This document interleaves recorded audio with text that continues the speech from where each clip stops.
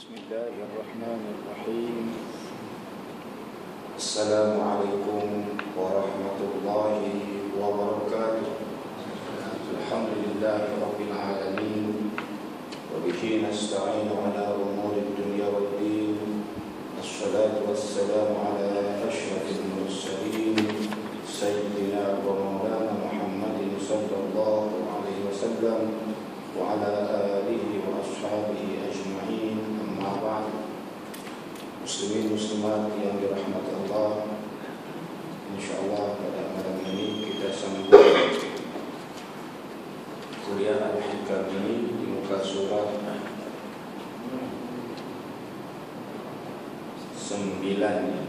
muka surat 9, bagian yang pertama.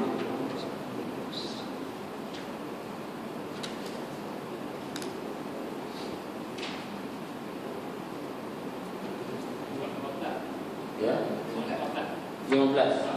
Oh, 15.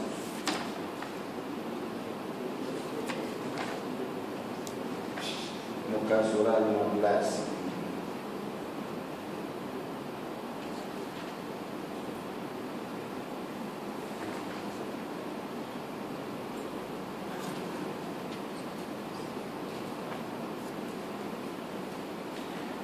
Di muka surah 15, Bismillahirrahmanirrahim.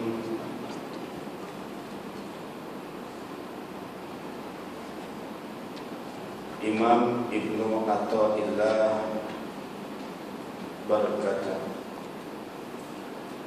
"Arih nafsaka minat tadbir,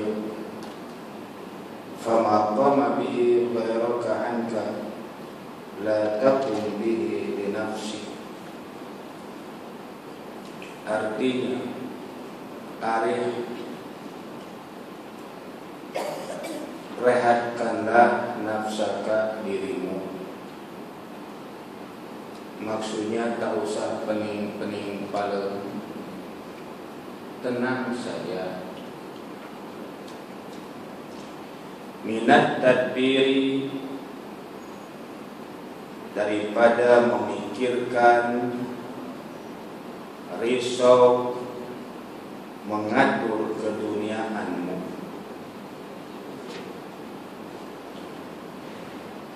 Maksudnya tentang urusan dunia ini jangan risau sangat. Sebab tentang rezeki telah dijamin oleh Allah. Yang penting ikhtiar dan berusaha.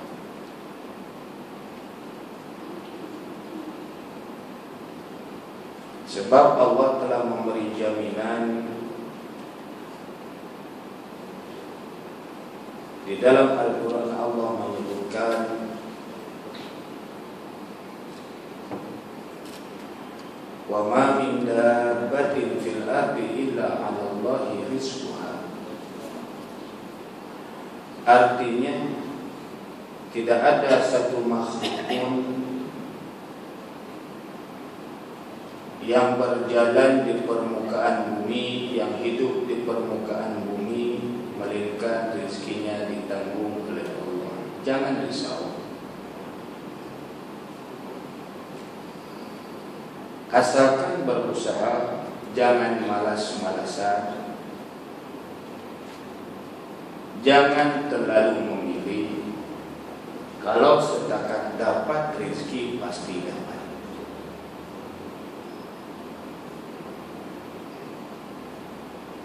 Bukan orang yang ada di negeri ini, contohnya kalau kita di Selangor atau di Malaysia ini, yang dapat rezeki. Orang luar pun pada dapat rezeki. Betul tak? Daripada Indonesia, pada Bangladesh, Pakistan, Myanmar, Kamboja, Thailand, mereka dapat rezeki karena mereka sanggup berikhtiar, sanggup berusaha. Takkan anak tempatan tak dapat rezeki kalau mereka mau berusaha dan tak milih kerja.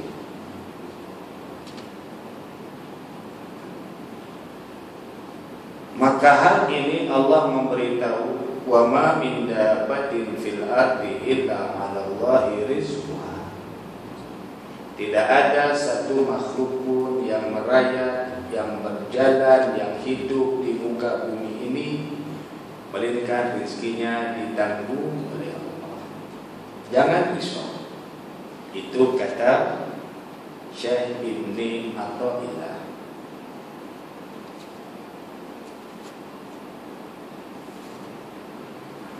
Yang perlu risau, yang tak ada jaminan untukmu, itu kena risau.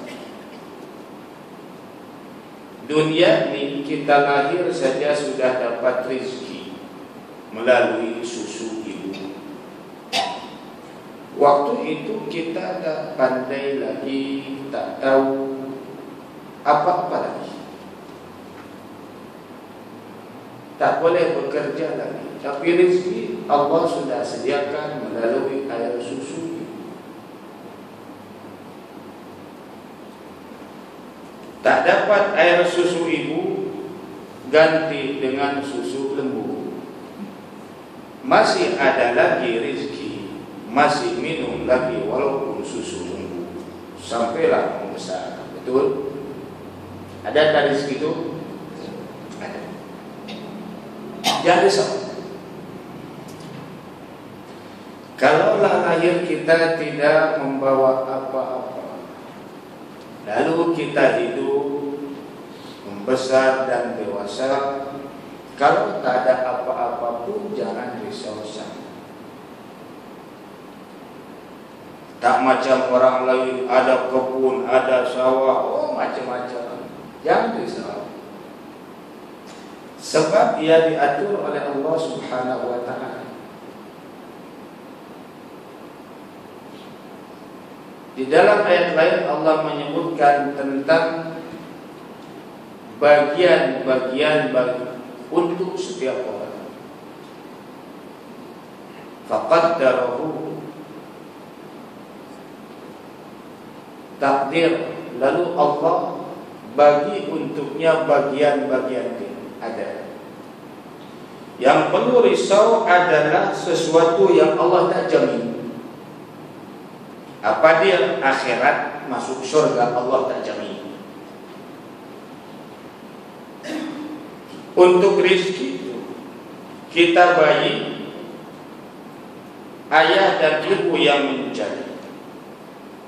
Tapi untuk akhirat, surga, ayah dan ibu tak dapat mencarikannya, tak dapat. Lalu membesar untuk sekolah, ayah dan ibu mencarikannya. Akhirnya boleh sekolah, sampailah sekolah tinggi, universiti dan lain sebagainya. Dia belum bekerja lagi, belum, tapi masih makan, masih boleh hidup, masih juga boleh membayar iuran. Ada saja cara dan jalan. Ada orang lain yang membantu. Tapi untuk akhirat tak ada siapa yang akan membantu. Allah menyebut kullu nafsin bima kasabat rahina. Tiap jiwa itu dia bertanggung jawab dan akan menerima balasan atas dirinya yang dipertanggungjawabkan. Nak masuk surga maksudnya kena berusaha sendiri. Nak dapat nikmat di akhirat, senang di akhirat, kena berusaha sendiri. Solat kena dibuat, ibadah kena dibuat, ilmu kena dicari untuk mendapat berbagai fadilat dan kelebihan. Orang lain takkan menjamin kita, takkan membantu kita. Itu maksudnya. Maka itu dia kata arif nafsaka minat tadbir. Istirahatkan dirimu, fikiranmu, tak usah risau daripada mengatur keperluan duniamu.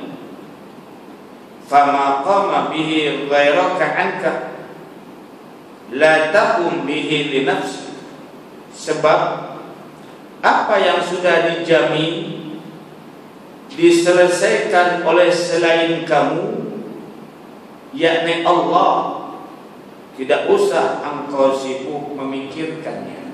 Rizki itu sudah dijamin oleh Allah. Ini kadang-kadang kita risau nak cari rizki sampai tak boleh tidur. Padahal kalau Allah tak beri, besok berusaha pun belum tentu dapat. Memang tak akan dapat kalau Allah tak beri. Kalau memang bagiannya pasti dapat, bukan bagiannya tak dapat.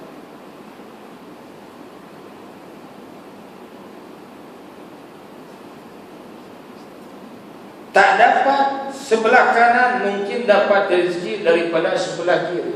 Tak dapat kiri mungkin sebelah depan. Tak dapat depan mungkin belakang.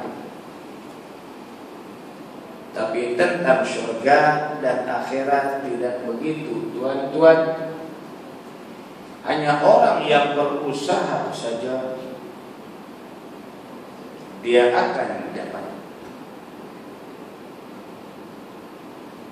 Hanya orang yang berikhtiar saja dia yang akan dapat. Sama ada usahanya, pekerjaannya baik atau buruk, besar atau kecil, pasti dia akan merasanya. Allah sudah berfirman dalam surah lain, "Faman ya'mal mithqala dzarratin khairan yarah, wa man ya'mal mithqala dzarratin syarran yarah." Faman ya'mal, barang siapa yang berbuat mithqala dzarratin, sebesar biji zarrah, kecil maksudnya, khairan, kebaikan, pahala maksudnya, yarahu, pasti dia melihat dan merasa pahala itu. Wa may ya'mal mithqala dzarratin, dan barang siapa yang berbuat sebesar biji zarrah, kecil saja, syarran, keburukan, maksiat dan dosa, yarahu, dia pun akan melihat dan merasa siksanya itu. Orang lain tak rasa, dia takkan dikongsi, tidak akan dikongsi. Dosa orang lain takkan kita pikul, dosa kita tidak akan orang lain memikul. Wala taziru waziratu wizra ukhra, kata Allah, dan tidak akan memikul bebanan dosa seseorang akan dosa yang lain. Tak, masing-masing akan menerima. Lain dengan dunia. Dunia seperti tadi, kita tak boleh kerja lagi, kita sudah ada yang nanggung tuh, mak bapak yang cari. Itu maksud kalimat ini. Sebagai seorang hamba Allah, wajib dan mesti semata-mata mengenal kewajiban. Kena tahu akan kewajiban. Ialah perkara yang apabila dibuat dapat pahala, apabila ditinggal jadi dosa dan siksa. Kena tahu mana perbuatan yang boleh dapat pahala, mana pekerjaan yang boleh mendatangkan siksa. Wajib tahu. Jangan melulu hantam krom sehingga tak tahu halal dan haram, hak dan batil.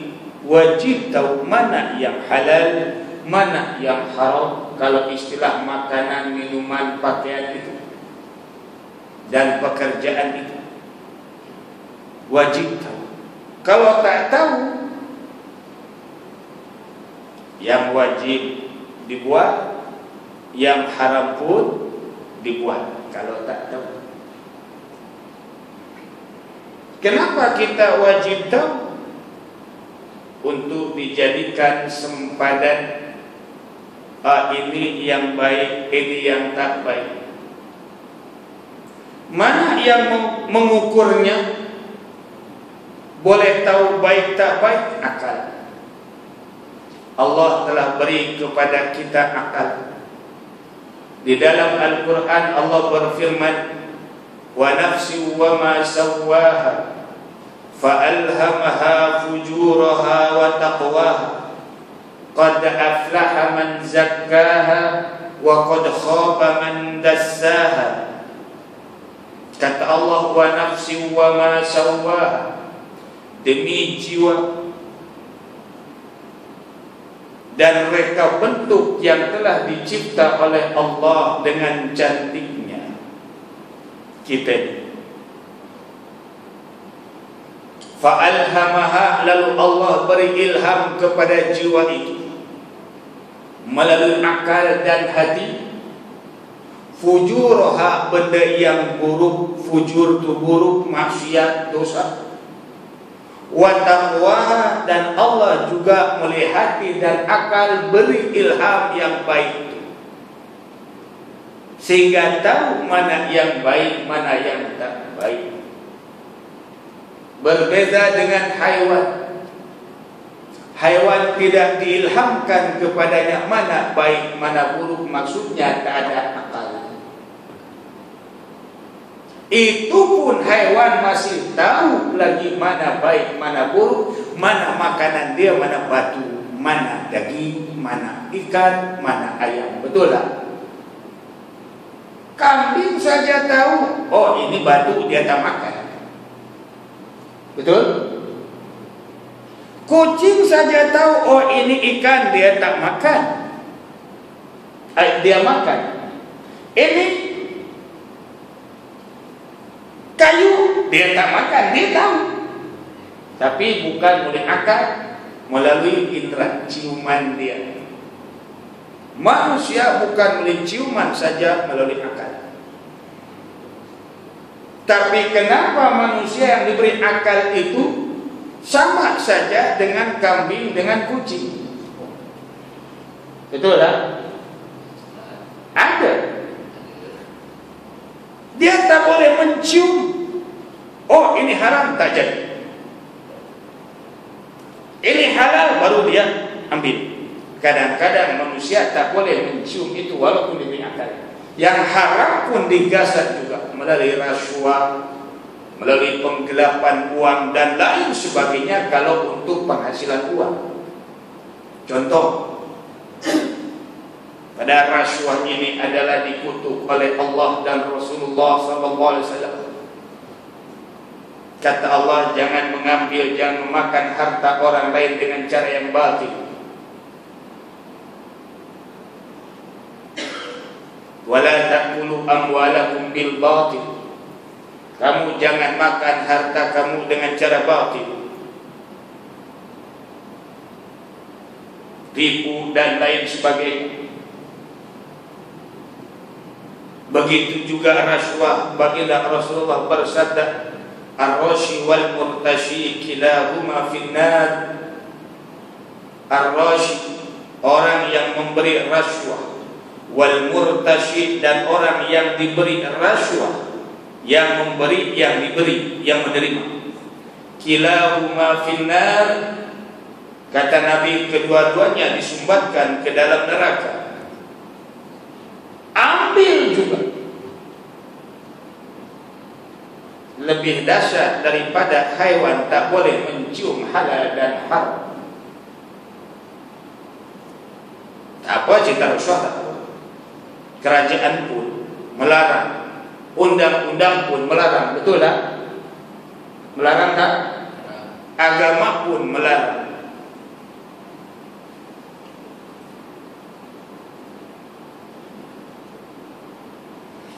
Fa'alhamaha fujuraha wa taqwaha, lalu Allah ilhamkan kepada jiwa ini yang tak baik dan yang baik,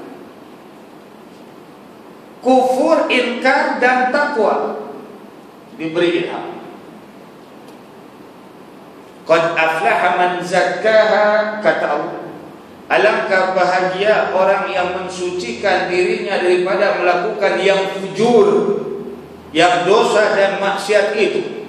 Wa qad khaba man dassaha, dan alangkah ruginya orang yang mengotori akal dan juga hatinya, juga jiwa raganya dengan berbagai maksiat dan dosa.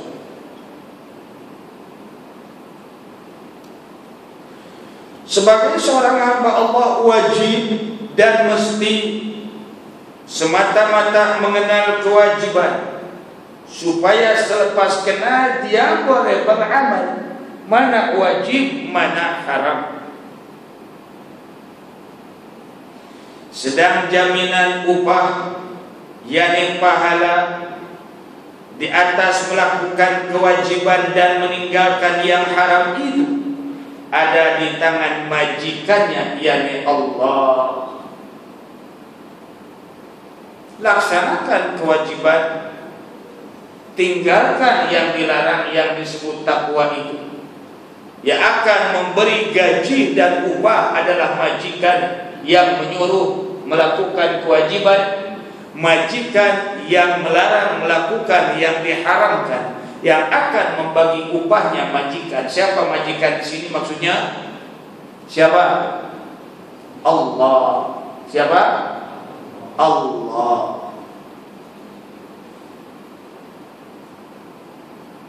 Kalau di manusia kita punya majikan, buat nih, jangan salah ya. Buat apa yang diperintahkan? Ujung bulan dibagi gaji. Siapa bayar gaji? Majikan. Itu tentang dunia. Siapa yang mewajibkan sholat, puasa, ngaji, tutup aurat dan lain sebagainya? Allah. Itu majikan kita. Siapa yang melarang maksiat? Allah. Itu majikan kita. Kita buat yang diperintah, tinggal yang dilarang. Nanti majikan itu yang akan membayar gajinya, upahnya, yakni pahala. Siapa dia? Allah. Perumpamaannya ini cukup mudah. Kalau dibaca ke kitab memang susah nak faham. Setakat baca kitab tuan-tuan, tak ada guru sukar kitab ini untuk faham. Baca lah. Pernah baca tak? Susahkah mudah nak faham? Memang susah. Memang susah. Maka itu kena ada guru yang mengajar.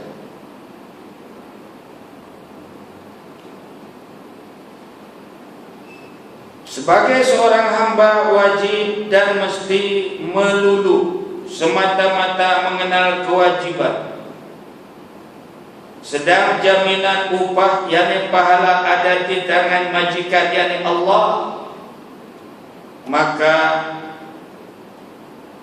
tidak perlu risau untuk memikirkan, mengatur, karena khawatir kalau apa yang telah dijamin itu tidak tiba. Jangan risau. Kalau Allah menjamin tentang rezeki, jangan khawatir takkan datang. Yang penting mau bekerja, mau berusaha tentang dunia. Yang perlu risau nun sana. Yang Allah tidak memberi jaminan melainkan atas usaha kita. Istri di rumah tentang dunia, tak ada kerja. Ada yang tak kerja tak istri di rumah? Suri rumah ada tak? Makan tak tiap hari? Makan walaupun tak kerja. Tengok. Berpakaian tak? Walaupun tak kerja. Boleh pergi shopping tak? Walaupun tak kerja? Nganggur. Boleh. Tuh, padahal dia tak ada kerja. Di rumah saja. Sebab ada yang lain yang berusaha, yaitu suami. Jadi rezeki puan-puan di sisi Allah dijamin melalui suami. Jangan risau. Doakan saja suami dimudahkan urusannya, dimurahkan rezekinya oleh Allah. Jangan suami kerja, dia pula mengumpat suami, memburukan suami. Rezekinya tiap hari diterima. Salah tak? Salah. Duitnya mau, makan minumnya mau, Suami pergi kerja ditengking-tengking, pulang kerja monyok, moncong. Jangan. Kau harus pikir, aku tak ada kerja, berarti rizkiku melalui atau lewat tangan suami, usaha suami. Bersyukurlah pada Allah. Suami bekerja pagi waktu duha, solatlah duha, doakan suami. Suami bekerja, doakan dia selamat di perjalanan, dimudahkan segala urusannya. Barulah jadi wanita yang salehah, yang saleh. Jangan jadi wanita yang talehah. Suami bekerja dengan tidak senyum, suami keluar lalu diceritakan keburukan suami, akhirnya orang lain tahu. Padahal suamimu, kenapa orang lain yang mesti tahu? Betul tak? Suami dia, tapi orang lain yang tahu. Patut tak? Tak patut. Ada di sini istri macam tu tak? Ada tak? Mana dia? Angkat tangan. InsyaAllah mudah-mudahan apabila suami berangkat diiring, dihantar sampai pintu, didoa, ya Allah, ya Allah, selamatkan suamiku, mudahkan urusannya. Suami di hadapan kita, suami pun mungkin kata amin, silap-silap dicium lagi. Betul tak? Ini suami bekerja di bebel, di perjalanan tidak enak, tidak enak, dan pulang pun mungkin tidak enak. Sebab dia tahu tadi pun sudah dimarah, pulang pun hati tawar. Kalau cari lagi yang lain, jangan marah. Betul tak? Nah itu. Doakan. Sebab selama ini suami kata, you tak usah kerja, duduk saja di rumah, tak apa-apa. Yang berusaha untuk makan, minum, pakaian, untuk anak-anak, jaga saja mereka baik-baik. Itu amanah. Itu amanah. Jaga anak. Didik tentang akhlak. Kalau kita pandai ngaji, didik tentang ngaji. Ceritalah kepada mereka hal-hal yang baik. Tak tahu ada buku, beli buku, cerita pada mereka. Sejak kecil lagi tanamkan kepada mereka makrifat dan tauhid kepada Allah. Sebab itu adalah amanah daripada suami, titipan daripada suami. Jaga saja anak baik-baik, didik anak.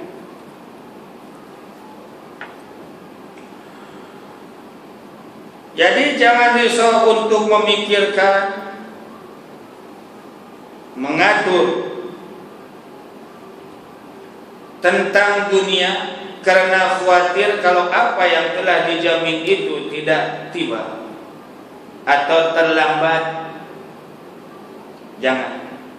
Sebab ragu terhadap jaminan Allah tandanya kurang iman. Ragu-ragu terhadap jaminan Allah tandanya kurang iman. Jangan ragu. Walaupun tidak bekerja, suami kata duduk aja di rumah, jangan ragu. Ustaz asyik dapatnya sikit-sikit aja. Nah, itu adalah bagian daripada Allah. Mungkin untuk puan adalah demikian adanya. Jangan risau. Dan harus ridha. Mungkin Allah kurangkan untuk kita di dunia. Kalau kitanya sabar dan tidak berubah iman, keyakinan kepada Allah, insya Allah di akhiratnya Allah lebihkan. Itu kepercayaan kita. Sebab kehidupan kita ini bukan di dunia. Kita berkeyakinan dunia ini hanya laluan. Satu hari akan mati juga dan satu hari akan ditanam juga. Ada lagi kehidupan di sana. Oke. Selesailah bab yang pertama. Bab yang kedua akan menceritakan tanda-tanda orang yang buta mata hati. Mata zahirnya jeli, tapi mata hati buta. Macam mana orang yang buta mata hati? Ialah orang yang ada hati tapi hatinya tak dapat menggerakkan jiwa raga ini untuk mentaati Allah. Cergas, sehat, makan banyak, kerja tentang dunia kuat, tapi sampai bab menyembah Allah lembek, tak nampak. Salat ditinggal, ngaji ditinggal, macam-macam perintah Allah ditinggal. Ini menandakan telah buta mata hati.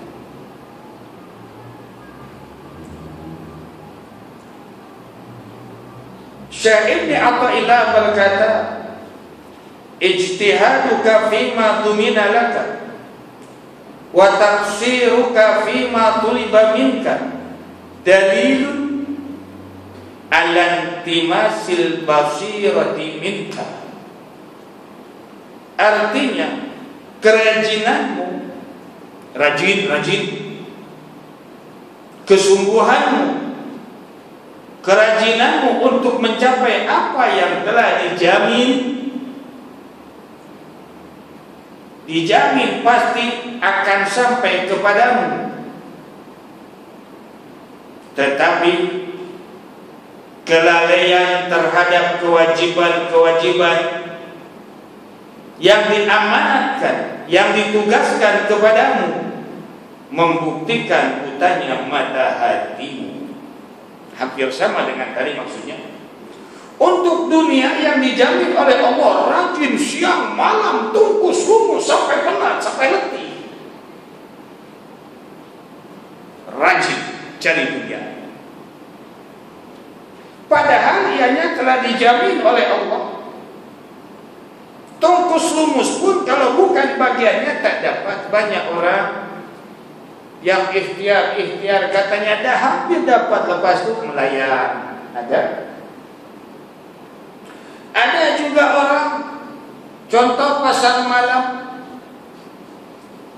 pukul 3 sudah siap-siap, pukul 4 sudah susun barang untuk dijual.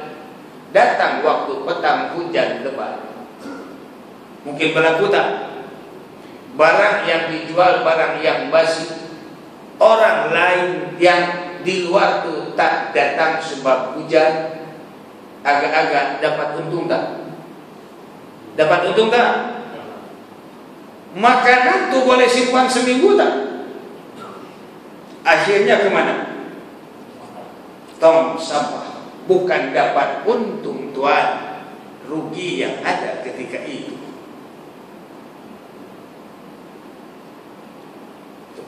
Rugi. Walaupun sudah bertungkus lumus. Pada pagi lagi sudah siapkan masakan dengan pelbagai masakan. Sampai petang tak laku sebab hujan. Akhirnya orang ramai tak datang. Akhirnya bukan untung rugi. Berlaku tak? Berlaku tak? Mungkin ada lagi. Pada waktu itu orang ramai datang, akhirnya tak cukup. Ada untung tak? Ketika itu untung. Sampai tak cukup, cepat habis. Ada juga seperti itu. Siapa yang mengatur itu semua? Bukan kita. Allah. Kita tak mampu untuk menentukan rezeki itu. Kita yang kita mampu adalah usaha, ikhtiar saja. Betul? Maka itu hal yang demikian tak perlu risau. Yang penting ada ikhtiar.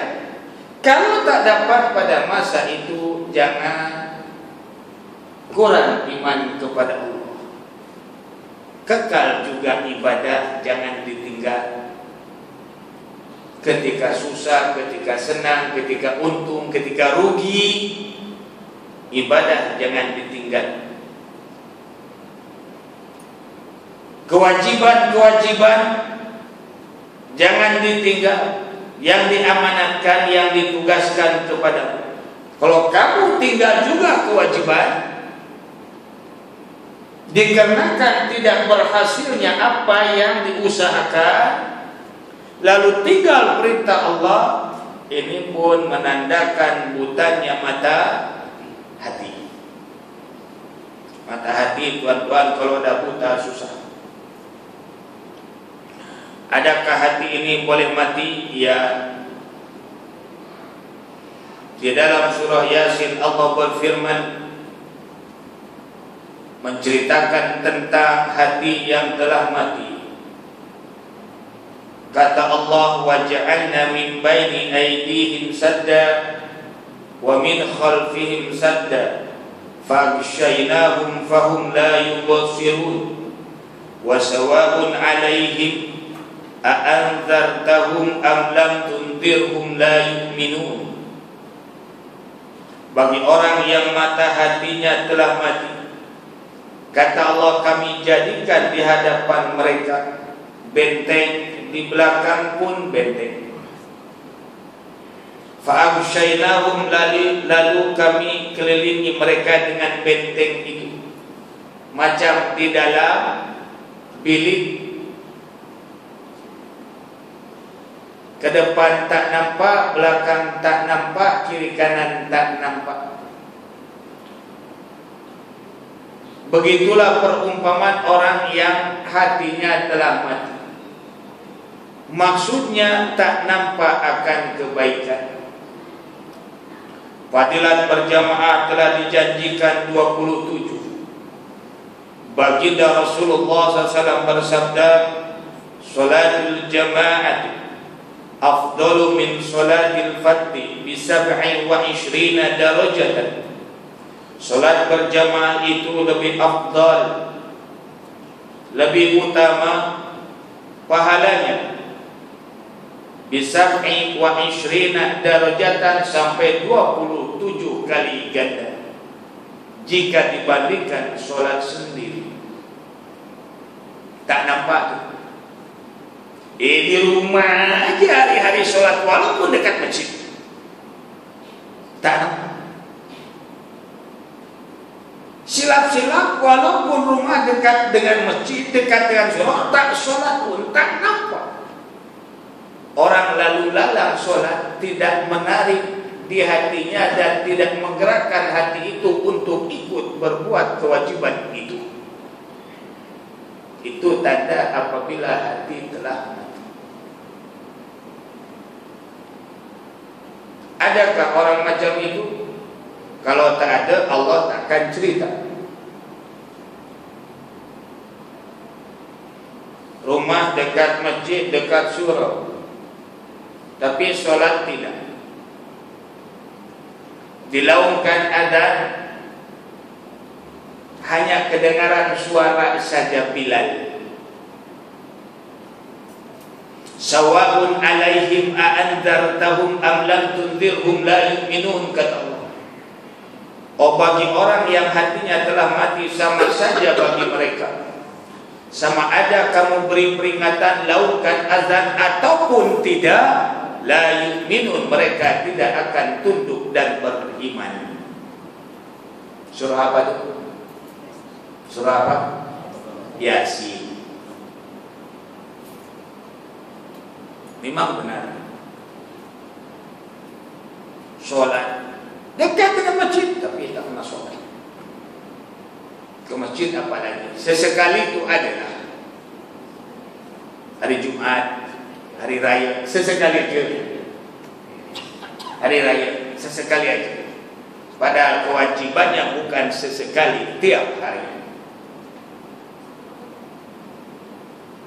Kenapa sesekali? Sebab dia tidak tahu tadi tentang kewajiban-kewajiban. Walaupun tahu, hatinya mati, maka tak dapat menggerakkan jiwa raga untuk melakukan taat itu.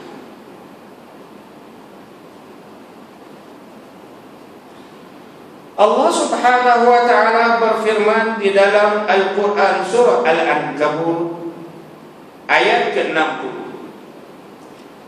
Wa ka'ayyin min dabbatin la tahmilu rizqaha Allahu yarzuquha wa iyyakum wa huwas sami'ul 'alim.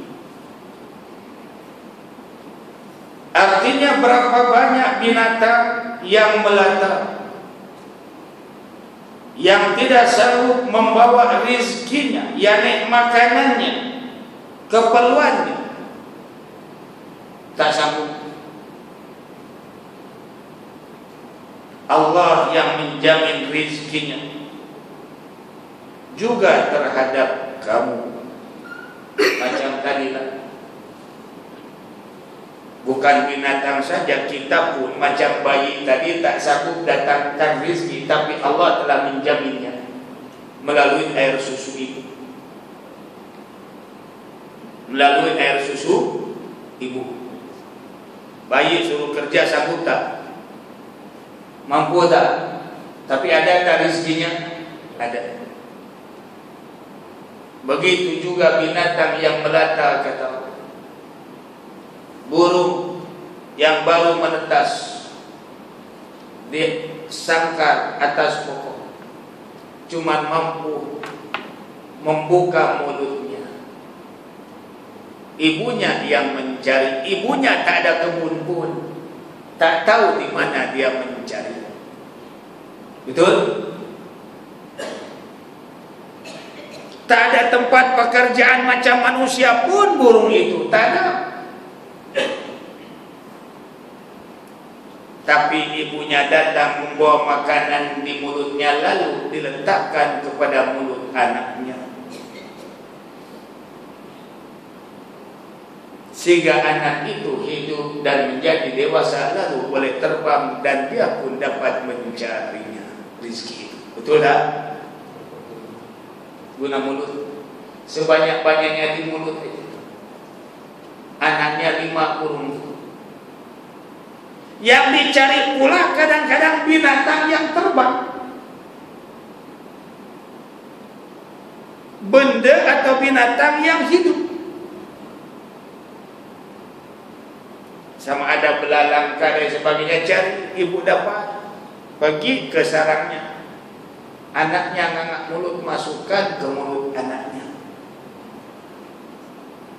Ini bukti bahwa rezekinya dijamin oleh Allah Subhanahu wa ta'ala. Burung itu hidup tak? Hidup tak? Banyak tak burung itu? Banyak. Banyak. Padahal burung juga tidak mempunyai tempat kerja seperti kita. Azan dulu ke? Silakan azan dulu. Lagi.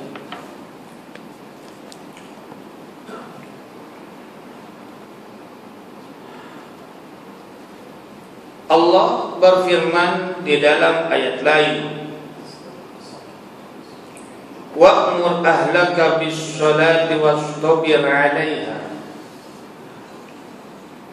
la nas'aluka rizqan nahnu narzuquka wal 'aqibatu lit-taqwa. Surah Taha ayat 130. Perhatikan baik-baik. Wa'mur ahlaka, dan perintahkan kepada keluargamu, kata Allah. istri, anak-anak, perintah mereka dan ajar kepada mereka bisolati, untuk melakukan solat. Ada tak buat macam tu? Melaksanakan perintah Allah. Anak yang kecil diajar solat, diperintah untuk solat. Ini perintah Allah. Wa'mur ahlaka bis-shalah. Kata Allah, perintahkan kepada keluargamu supaya solat. Ini perintah.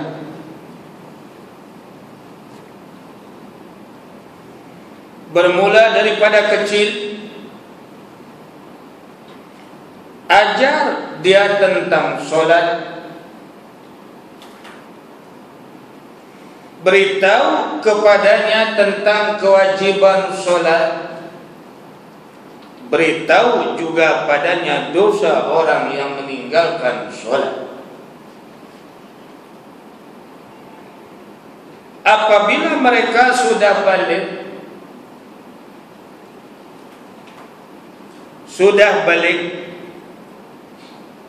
perintah mereka untuk melaksanakan solat dan jangan tinggal solat.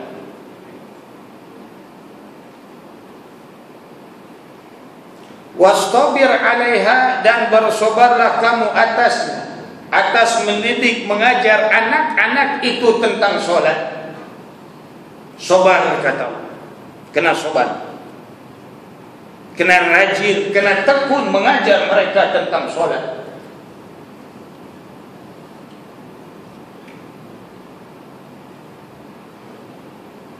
Ada tak perintah itu kita buat? Kita tanya diri dulu.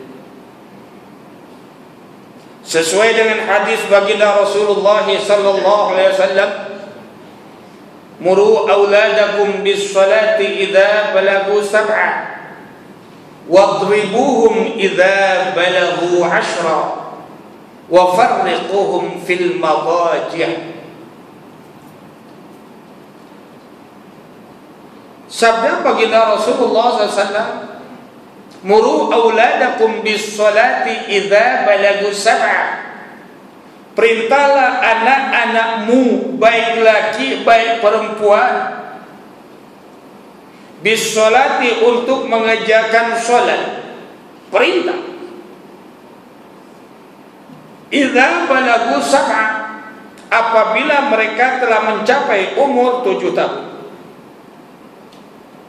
Jangan dibiarkan, kata Nabi. Perintah, perintah, perintah. Wadribuhum idza balagu 'ashra, dan pukullah mereka kalau tak mau solat apabila mencapai umur 10 tahun.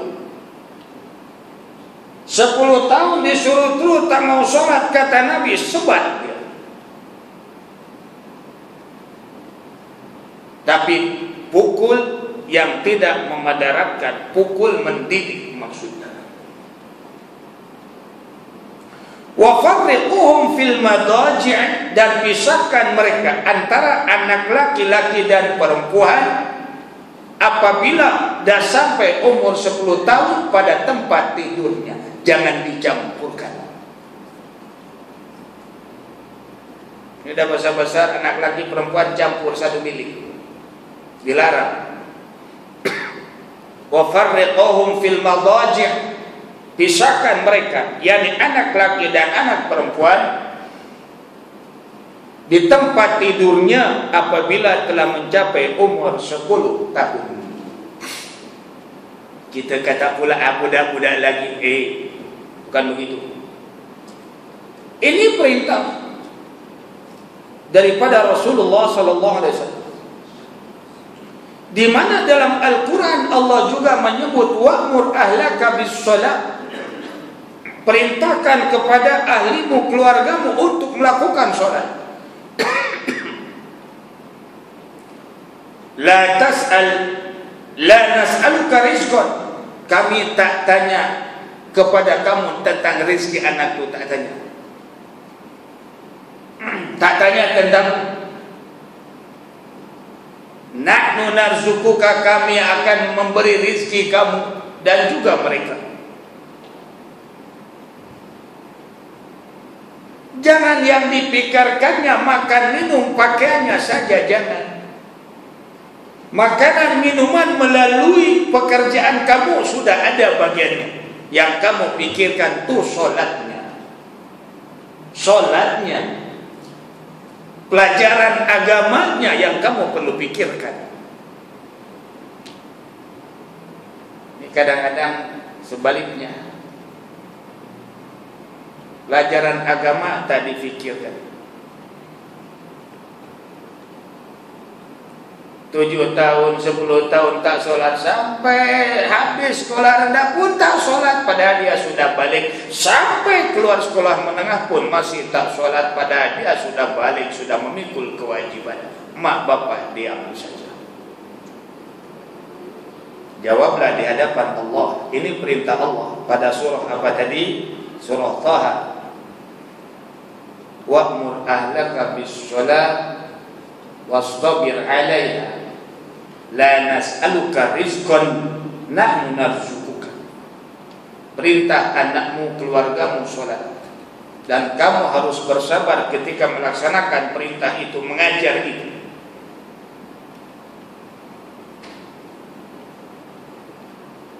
Kami tidak bertanya kepadamu tentang rizki, tak, yang ditanya didikta anak itu.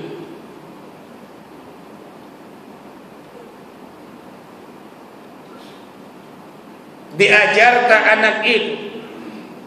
Nahnu narzukuka, kami yang menanggung rizkinya. Kewajiban kamu didik saja anak itu, kata Allah.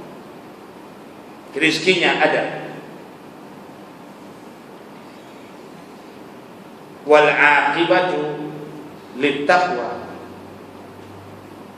dan balasan akibat itu. Wal aqibatu littaqwa,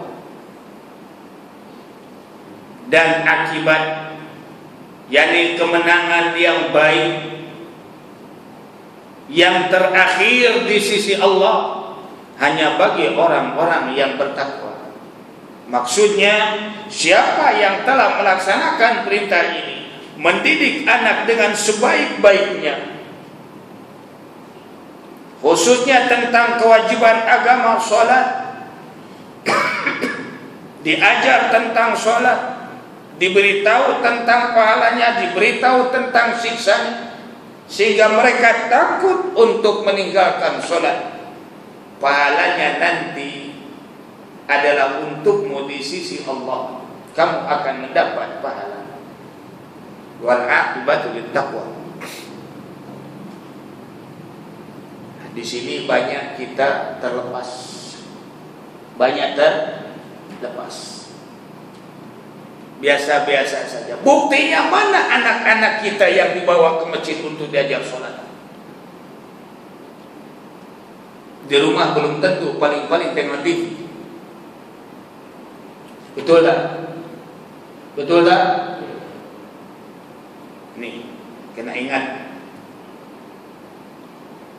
Bawa anak-anak itu ke masjid, ke surau, sholat bersama, mendengar ilmu. Ini dibiar. Mak bapak datang, anak ditinggal, dibiarkan saja. Salah. Maka itu di zaman para sahabat dahulu,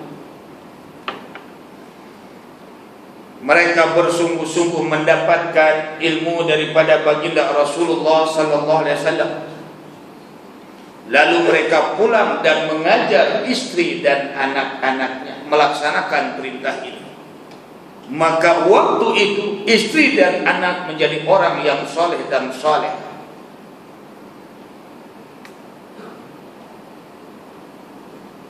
Kadang-kadang kita ini pergi ke masjid, pergi surau dekat kuliah, kita dapat ilmu balik senyap. Ke istri tadi sampai, kepada anak tadi sampai. Tak mampu menyampaikan tadi, bawa biarlah mereka ikut duduk bersama, yang 7 tahun, yang 8 tahun, yang 10 tahun, yang 12 tahun. Biarlah duduk sebelah kita. Kalau kita tak mampu mengajarnya. Sebab ini perintah Allah Subhanahu wa taala, wa'mur ahlaka bis-shalah. Sama ada ngajar kita sendiri dengan mulut kita, tak mampu aja. Mungkin di masjid kita mengajar dia solat hari-hari, akhirnya dia pun mau solat hari-hari.